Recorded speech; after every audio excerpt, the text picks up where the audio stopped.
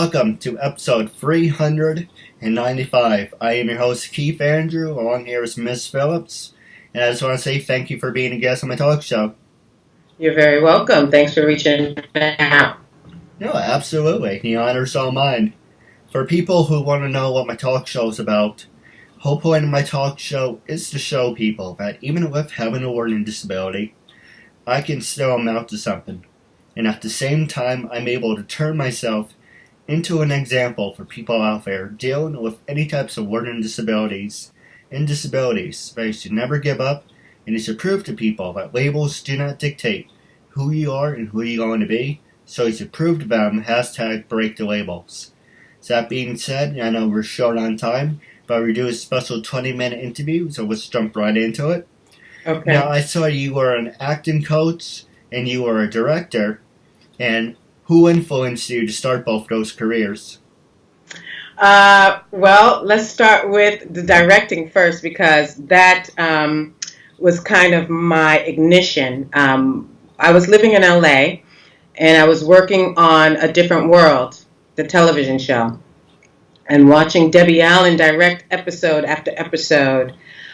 That inspired me. I was like, I'm going to want to do that one day. I just didn't know when, so I decided while I was working on A Different World that I started going to school for directing, for television directing. And that's where I got my knowledge of, camera work and directing actors, bringing all of the elements together to put on a production from costume to hair to camera angles. I wrote the script in my class. I wrote a half-hour pilot for like a sitcom, which I actually may dust off soon because I think it's a great story. So that's what influenced me in directing. So I gained this knowledge to direct. And then fast forward to 2002. That was back in 96, 97. Those are the last two seasons. Forward up to 2002, I began taking acting classes with my then mentor, Susan Batson. And 2 years in, I said, I'm going to want to do that one day too. So I was able to somehow share a cab ride with her. She was taking me from the studio. She was dropping me off at Penn Station so that I could go home. And I was like, okay, Marishka, you never get this woman alone. Ask her, ask her, ask her. So I was like, Miss Batson, I think I'd love to teach one day. And she got real quiet, and I was like, oh, man, like, dang, oh. And then finally, after sitting on pins and needles for it felt like forever, she said, you actually may be a really, really good teacher. She said, keep showing up, kiddo. That's what she said. She said, keep showing up, kiddo. And to me, it was like, that was all guns drawn. I was like, yes, because it wasn't a no way. It was like, you're not teaching for me, So I took that as one day. And then 2 years later, in 04, in 06, I got my opportunity to teach my first class. And that was 11 years ago. That's a long time. 11 years ago, I was just getting out of high school. Well, there you go. That's when I taught my first class, the day you graduated. What were some of your favorite parts about being a director? Do you like being a director more than acting, or do you like acting more than being directed? Well, at this point in my life, I like directing more. When I discovered how well of a teacher I was, I almost felt like I was cheating on my actor self. I was like, ooh, you found two loves? Ooh, you're cheating. But then I kind of just accepted it as like, this is my new passion. And then that led into my students asking me to direct them in different projects and things of that nature. And so that's when the directing kicked in. I was like, I knew I was going to be able to use it one day, although it had been, quite a few years before I was able to engage. I'm just glad when they asked me if I wanted to direct them that I was able to step up to the plate and know and feel confident that I could, make them proud and deliver. So to answer that question, I love directing more than I do so as an actor now. Now, was there ever a time where the two would conflict, where you say, as an actor, you're passionate and I think you should do it this way, but there's the director's side of you that says, shut up, this is the way it should be, then it's like, no, I'm the actor, no, you shut up. So it's basically your two sides are arguing, like, because you have the strong passion saying, this is what and how it's going to be, but it's at the same time a conflicts. Well, that's interesting. A year ago, I did a movie. I was asked to be in a movie. And so, because of my schedule, I didn't get to rehearse like the other actors did. I had to just show up that day and start taping. And, I did all the tools that I told my actor to do. You have to do a character bio. You have to break down your scene and beats and actions. You have to be clear on your super objective, the conflict, your character animal, the circumstances, everything. I did everything that I told my actors to do so that when I showed up, that I wouldn't feel like I was, unprepared. How you prepare for things that's everything. How you prepare. That's one of the reasons I call my school a preparatory, because the word prepare is in there. At any rate, I showed up, and on the first take of the scene, it was like my first time interacting with this whole table full of people, and it was actually a conflict scene where I was arguing with the other mom in the scene. And after they said, okay, cut, I said to myself, okay, Marishka, you just did way too much. And the director never said anything to me because she an acting coach. And Dana Verde, you might want to interview her one day too. She's awesome. Hey, if you can put a good word in for me, I appreciate it. Okay, yeah. I sure will. Why not? When I get this interview, I'll tag her so that she'll be aware. Uh, so I said to her, she says, okay, we're going to go again. And I said, and she's like, yes, Marishka. I said, should I pull that in? Should I pull it in? She was like, yes, actually you should. So the second take, I was good. So, but all of that to say is that I was hired as an actor, and I stay in my lane. I'm not there to direct. Strangely enough, I had 3 of my acting students in the film with me in this very scene, and one was playing my daughter. So there was also that, like, me being aware, these are my students, so I really got to show up, and I really can't, mess this up because they're looking at, I teach them, and they're in this room too. So it was interesting balance and dichotomy in terms of, okay, Marishka, you're hired as an actor, just be that. Do not direct. I just had to just like focus in on what I was there for. And I always approach this craft with humility. I don't know everything. I'm still learning. When I teach, I learn. Trust me. My students keep me humble, active, and even young. Like, they keep me feeling young because I engage with them in such an intense level that I'm able to feel what they're feeling and go to the age that they are to just really, really fully connect to them. So it's never been like a full-on battle in terms of me being an actor and a director, because I'm going to do what I'm hired to do. I'm not going to, mix the two too much. No, absolutely. That seems to be my biggest thing, because I work in retail, and I'm at the age where I feel like I should be a manager or I should be higher up. So I take responsibility, and just to show them, sometimes, I overstep myself, so you're just a sales associate. But when I see an opportunity, I take it. Yeah, it's important. I'm all about taking opportunities, and when the door opens, get in there. Don't be, no hesitation. Go in that open door. But at the same time, you have to be aware as to not to step on any toes. Yeah, that's That's the true. thing. So All we're right. gonna take a quick commercial break, and when we come back, I'm gonna pass the show over to you for the last 10 minutes.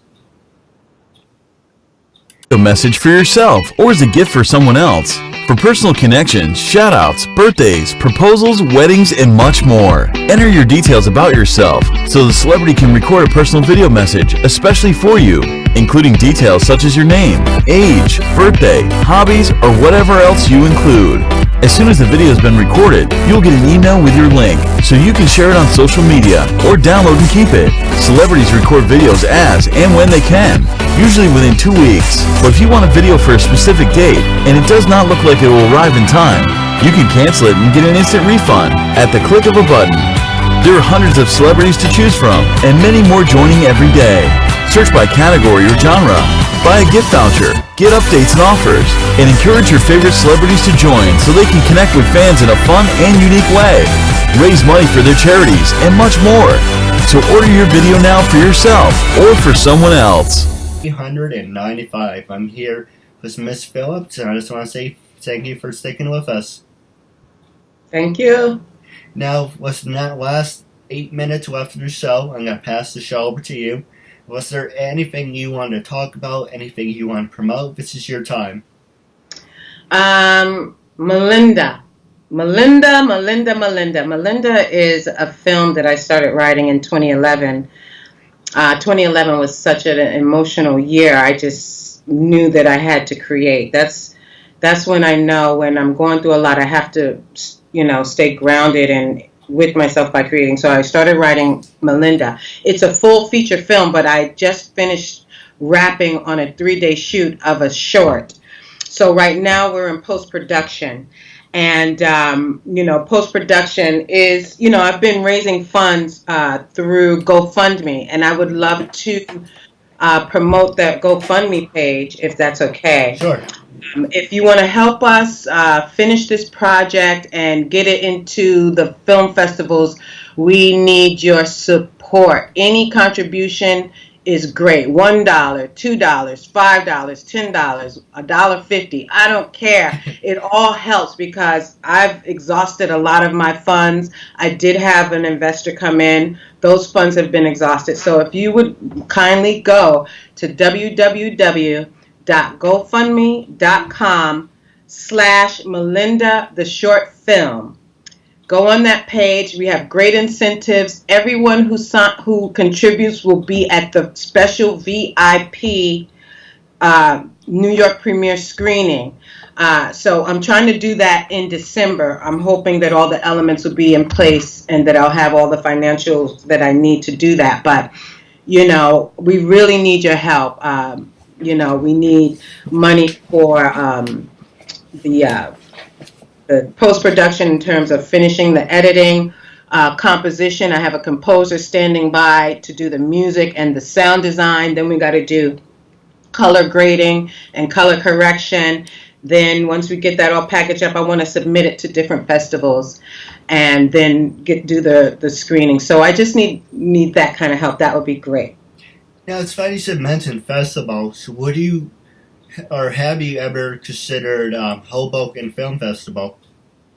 Well, I haven't gone down the list of all of the film festivals yet. I'm going to sit with my associate producer, Odessa, and we're going to make a plan because everyone has their deadline date. So it's hard to know when I can submit until the film is finished. Right. But so once we get closer to completion, we're gonna sit down and go down the list of different festivals to submit to. And just throwing it out there, would you be interested in doing a film about me, or you don't think I'm that interested? What do you mean about your life? Yeah. Well, we'd have to sit and talk about it, wouldn't we? Just an idea. That? I'd love to know your background. All right. What would you like to know? Are you a New Yorker? Are you born in Hoboken or what? You ever been to Woodbury Commons? Oh yeah, way out there in Long Island. The opposite way. So, where in the city are you based? I'm actually on the borderline of Queens and Nassau County. Alright, so that's near Long Island, right? Hmm? Nassau County, that's Long Island, right? Yeah. Mm-hmm. Alright, so from Long Island, I'm about 2 hours going, I think, east or north. I thought it was okay. I thought it was further east, like deep in Long Island, I thought. There's two Woodbury Commons. There's Simon's big, so they're everywhere. Gotcha. Yes, there is one in Long Island, but there's also one near West Point, too. Oh, okay, gotcha. All right.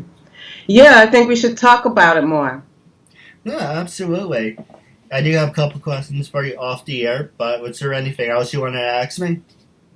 Um, no, I think I'm good. I'm appreciative for this time. Thank you, and I hope that if indeed what you want to do is a story about your life, that you should. I hope you've been writing Trying your to. memoirs. Yeah, you should write your memoirs and your important events, your life-changing events. Well, could you give us a perfect example? What do you mean by that? Like, maybe talk about, your parents and your relationship to your parents, if you have any siblings, your relationship to them, and your school experience, your educational experiences. Were you a student? Were you bullied? Did you have a heartbreak? Did someone break your heart that you had a huge crush on? Um, how did you go about getting your job? Any relationships that you feel are important in your life? Talk about things like that, things that shape who you are. That's true. I did write a book back. I was jealous of my brother. I did write a book, and so it's like, oh, he wrote a book, I wrote a book too. So it's like, hey, if you can do it, I can do it too. Hmm. Unfortunately, I fell right on my face when I did that, because I felt like, and the reason I don't feel like I'm at the point where it's like I should have a story to tell, because yes, I do talk about certain events, but I really don't think I have an instant story. It's more complaining and bitching about, high school, when this happened, when I got sick and I got better. So I think a film would be a little bit more of a impact than a book. I'm You have horrible. visual. Right. Yeah, yeah.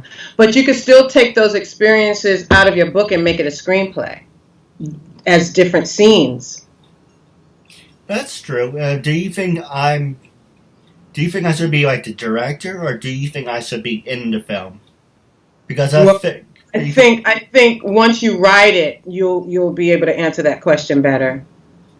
It's interesting because I searched high and low for my Melinda, and one day my mother said, "You're a great actress. You're Melinda. You could play Melinda." And I was like, I know. Actually, I was like, I mean, every character that I write, it's a part of me. It's a little piece of me. For whatever reason, I give myself over to the character/characters that I write.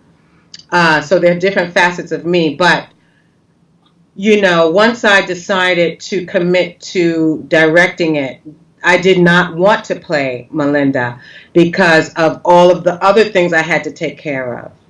So not to say that I'll never be in something that I've written. I just knew once I finished writing it that I didn't want to be in it. You see what I'm saying? Yeah. So that's what I'm saying. Take it step by step. First, get the script.